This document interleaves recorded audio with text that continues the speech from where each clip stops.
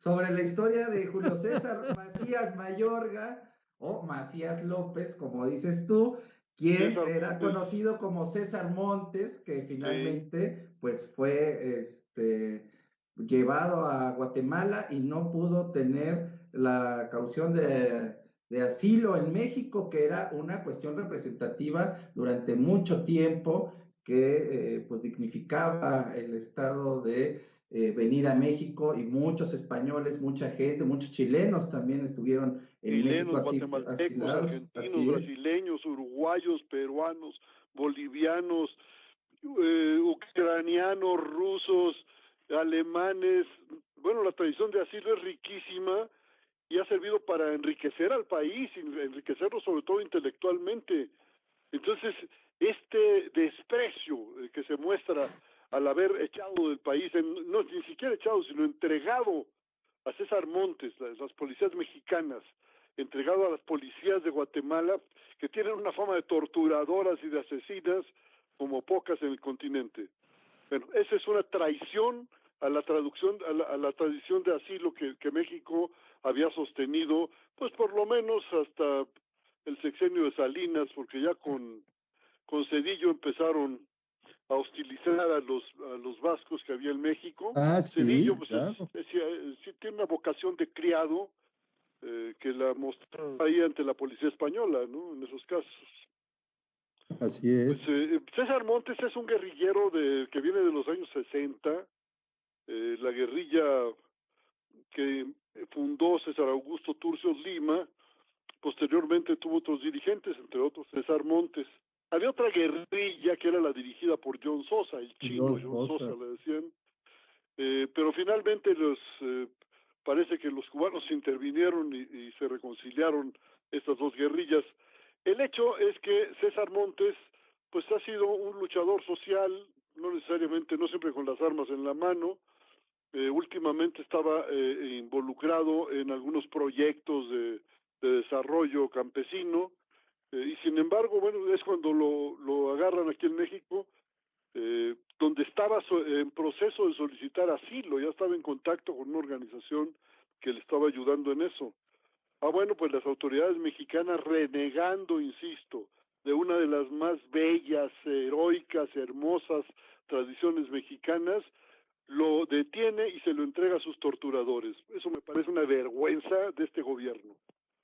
Oye, Musaki, yo recuerdo un caso del Partido Comunista Mexicano de un camarada Hilario Moreno que lo meten a Sí, la cárcel porque era, hay que decirlo ahora ya abiertamente, pues ya no tiene ningún problema, era el contacto del Partido Comunista Mexicano con los guerrilleros guatemaltecos. sí. Entonces meten a la cárcel a Hilario Moreno porque lo descubren con unos papeles y unos dólares, todo eso. Y de repente al día siguiente dicen, no, pues se suicidó Hilario Moreno en Sí, la cárcel. lo torturaron Cosa, hasta la muerte los policías sí, cosa mexicanos. que nadie aceptamos, pero a ver, platícanos de eso. Bueno, yo no estaba muy involucrado en los asuntos No, ya estos, lo sé, pues, pero por supuesto me enteré parece que apareció colgado en su celda, pero pues sí, había sí, sido sí, torturado hasta la muerte, porque Hilario era un militante de toda la vida, no era una así gente que se es, doblara, ¿no? así es. Y la dirección del Partido Comunista, bueno, protestó en todos los tonos, y parece que de parte del gobierno hubo la intención de parar el pleito y le hicieron algunas concesiones al partido. Eso es hasta donde yo sé cómo estaba el asunto, ¿no? Yo creo que tú sabes más que yo. Sí, no, pero yo recuerdo ese caso porque tiene que ver con la tradición mexicana de no solamente darle asilo, sino apoyo a los movimientos insurgentes en contra de las dictaduras que han padecido no solamente en América del Sur, sino en Centroamérica, exceptuando Costa Rica, pues todos los países han tenido una situación terrorífica, ¿no? Así es. De represiones y de todo lo demás. Pero en defensa de la política de asilo, yo también quisiera decir que no solo, por supuesto que ha servido a los militantes de izquierda, pero también a gente de derecha. Recuerda tú Sí, que cuando los Barbones llegaron al poder en Cuba, los Barbones encabezados por Fidel Castro, Sí. A México vino una gran cantidad de cubanos en plan de asilados. Eso habla bien de la política exterior mexicana, porque respeta pues las posiciones de uno y otro, respetaba, porque ya con esto no se sabe.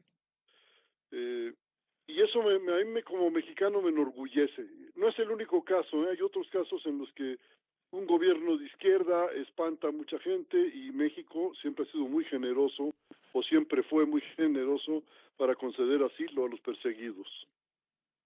Sí, y muchos de esos cubanos que llegaron aquí a México ahora están, o desde hace tiempo, en Miami.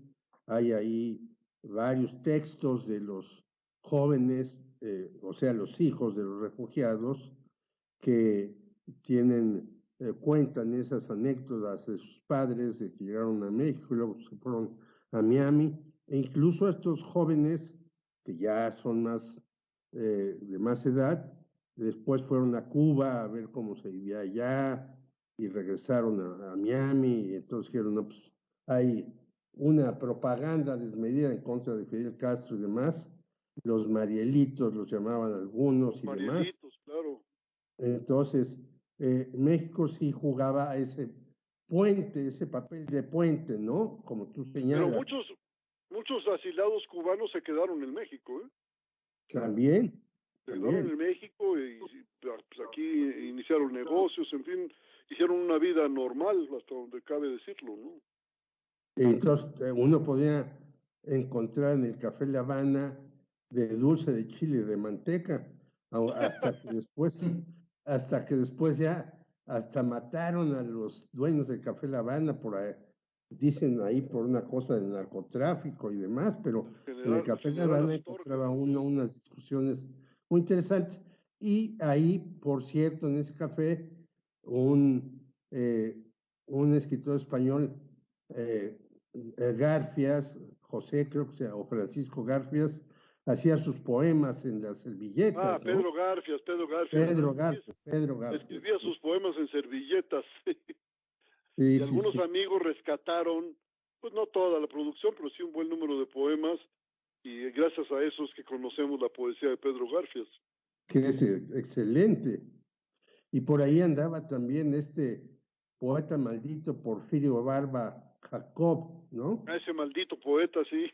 que fumaba mote y todo eso, pero también un excelente poeta. Entonces, escritor, aunque un periodista muy corrupto.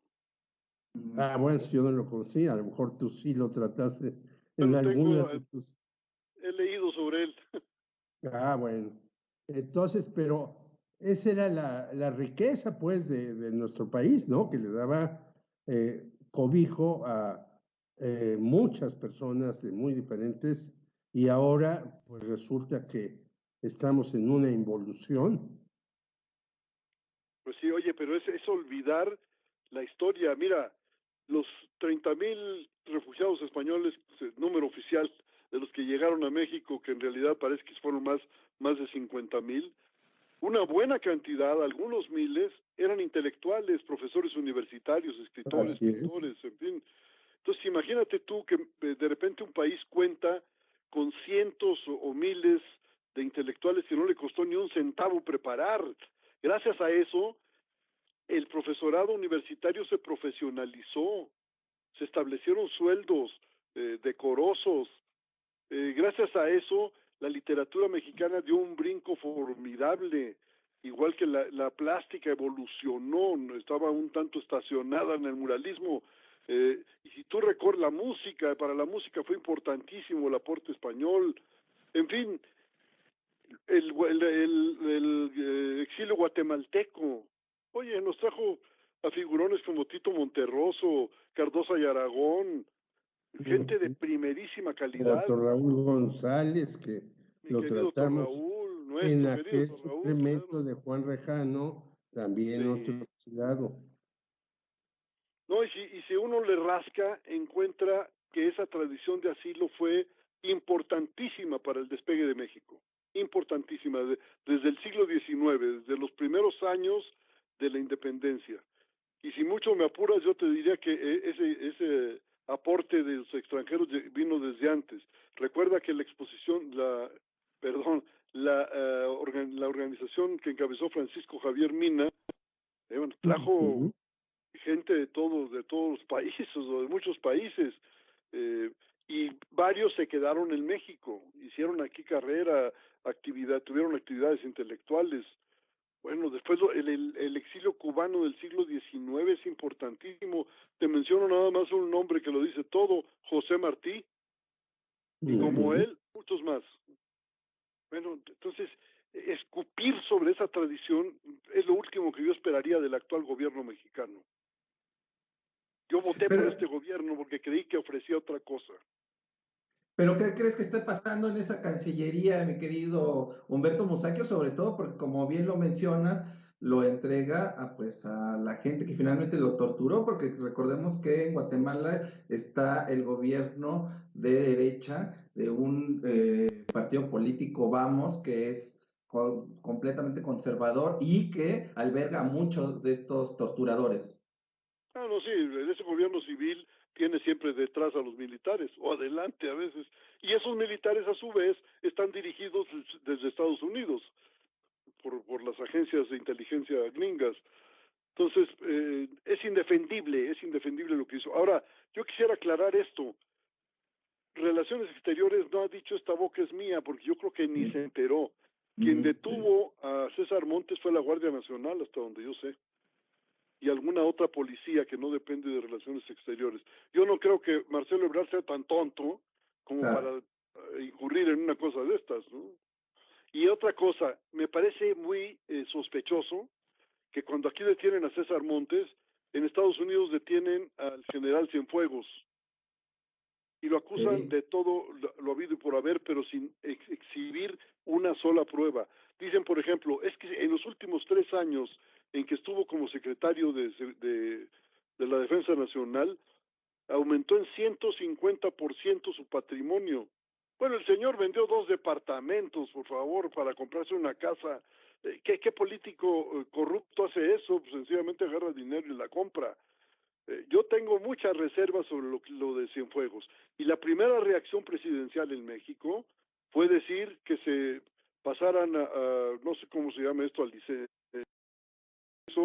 a un grupo grande de la alta oficialidad que había colaborado con Cienfuegos. Afortunadamente, 1 o 2 días después dio marcha atrás el señor que hace estas declaraciones todas las mañanas, y no pasó a mayores, pero el hecho es que Cienfuegos sigue en la cárcel en Estados Unidos.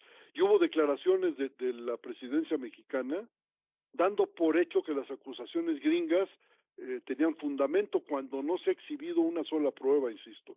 No defiendo a Cienfuegos, él ya verá qué hace para defenderse, pero me parece que los mexicanos lo menos que podemos exigir es claridad en estas cosas.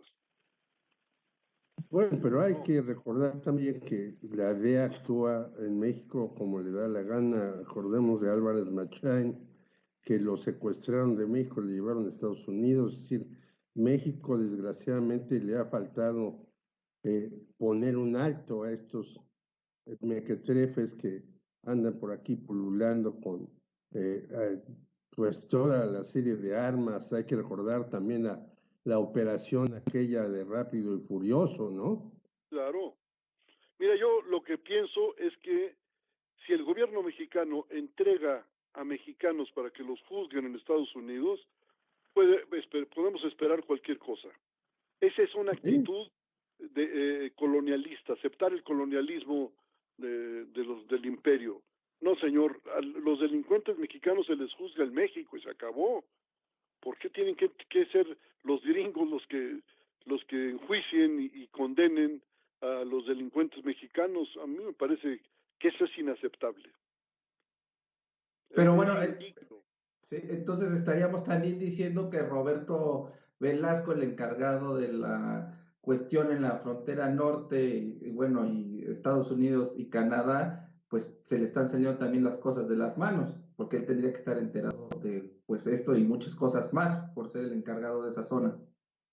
Pues yo lo que creo es que tampoco están enterados en otras secretarías, por ejemplo en Gobernación, yo no creo que se hayan enterado del asunto de César Montes ni de lo del general Cienfuegos. La embajadora mexicana, que es una mujer inteligente, la embajadora mexicana en Washington, le avisó al presidente de la República 15 días antes de que andaban tras del general Cienfuegos. Entonces, pues yo creo que hasta ahora no tengo ningún elemento para pensar que la Cancillería o la Secretaría de Gobernación se enteraron del asunto. Esto fue cocinado de otra manera. Okay. Al margen de las instituciones mexicanas, esto es lo grave.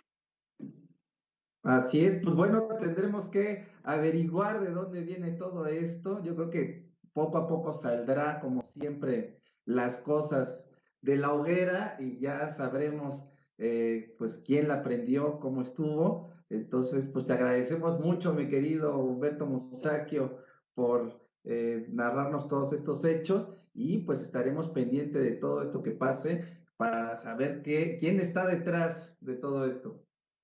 Pues yo les recomiendo que lean el artículo de Blanche Petrich hoy en La Jornada, que aborda el asunto de César Montes. Miren, por último, no les quito más tiempo. El periódico La Jornada, en su página de internet, publicó la nota de la detención y entrega a los guatemaltecos de César Montes. Sí. Sin embargo, no publicó nada en la edición impresa hasta hoy. O sea, se esperó ¿cuántos días? 15 días para publicarlo. ¿Qué pasa ahí? La Jornada ya sabemos que está jugando un papel como del Nacional, del periódico del gobierno, pero yo espero que no le hayan dado la orden de no tocar el asunto de César Montes. Me parece gravísimo. Así Pero es. bueno, ahí se los dejo. Pues